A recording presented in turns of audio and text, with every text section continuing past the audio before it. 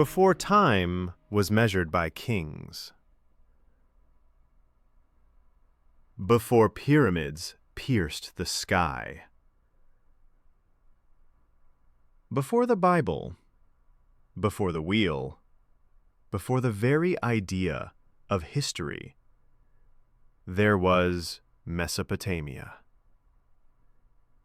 the land between two rivers, a forgotten world where humans first built cities, first wrote stories, and first asked the question, why are we here? This is the lost origin of civilization. This is the story of what was buried before time began. Modern-day Iraq. Dust, heat, and ruins. But 5,000 years ago, this was the beating heart of the human story. Mesopotamia, from the Greek, meso, meaning middle, and potamos, meaning river, the land between the Tigris and Euphrates. This wasn't just fertile land, it was a miracle of geography. When the Nile flooded, it gave Egypt life. But Mesopotamia, it did more. It challenged humans to tame chaos, to organize water, labor, seasons, and gods.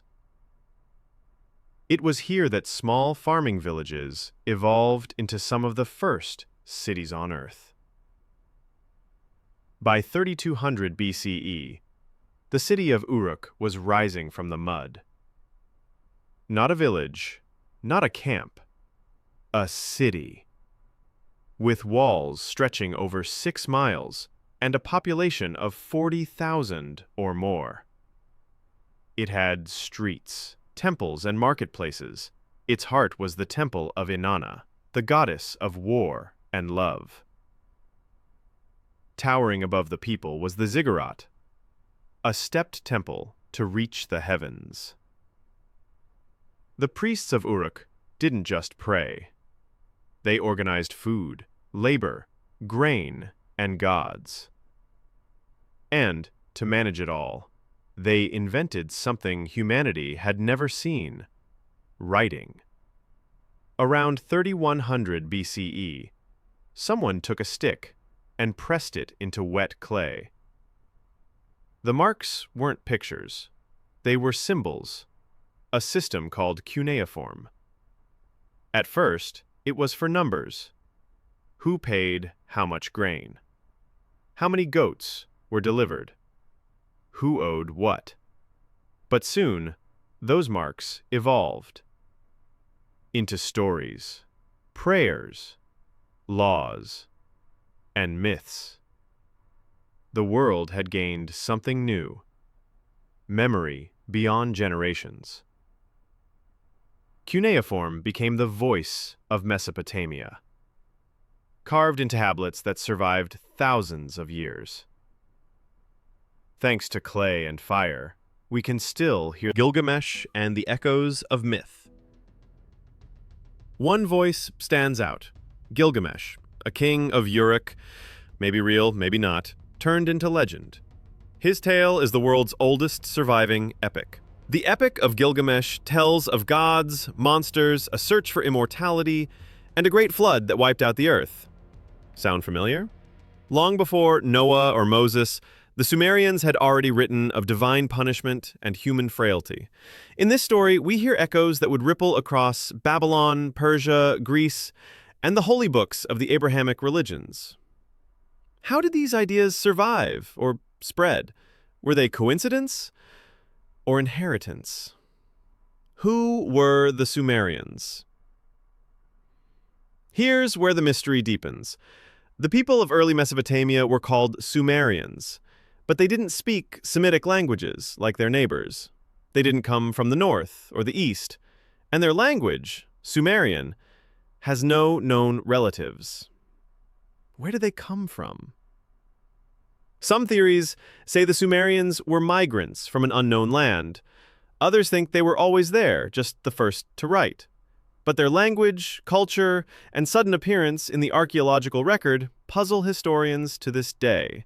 There is no known pre-Sumerian civilization in the region. It's as if they rose from the mud, fully formed. From Sumer to empire. After the Sumerians came the Akkadians, the world's first empire under Sargon the Great. Then came the Babylonians with Hammurabi's laws, then the Assyrians, brutal and brilliant warriors, and then the Chaldeans under Nebuchadnezzar, who rebuilt Babylon into a wonder of the world. Each new kingdom added to the mythos. Each left behind temples, tablets, and ruins. Yet none truly erased the Sumerians. Their gods became Babylon's gods. Their myths became legend. Their writing lived on for millennia. What was lost and what remains. But for all they built, most of it has been lost. War, drought, conquest, and time buried their cities. Until the 1800s, when European explorers stumbled upon strange ruins in the deserts of Iraq. Among the dirt were thousands of clay tablets, cracked, faded, but still readable. Today, over 500,000 cuneiform tablets have been recovered, but less than 10% have been translated, and far more lie buried beneath modern cities, military zones, and layers of forgotten time. Entire libraries untouched, entire cities unmapped. What have we missed? What stories are still locked in ancient clay? Secrets beneath the sands. Some believe it may contain the earliest temple ever built by humans. The city of Lagash has only recently begun large-scale excavation, revealing temples, warehouses, and administrative buildings. Some scholars believe the deeper we dig, the older and more shocking the truths we'll uncover. Are there tales older than Gilgamesh? Are there maps of stars or gods that reshape our understanding of time? Did Mesopotamia inherit wisdom from a lost world before it? What if we're not at the beginning of history, but in the middle of a cycle, a forgotten loop? A legacy etched in clay. Mesopotamia gave us much of what we now take for granted. Cities, writing taxes, time. They invented the 60-second minute. Laws, literature, myths. Yet we speak more of Egypt's pyramids and Rome's legions than the people who invented civilization itself. Mesopotamia wasn't just the beginning. It was the spark, the ignition of everything that followed.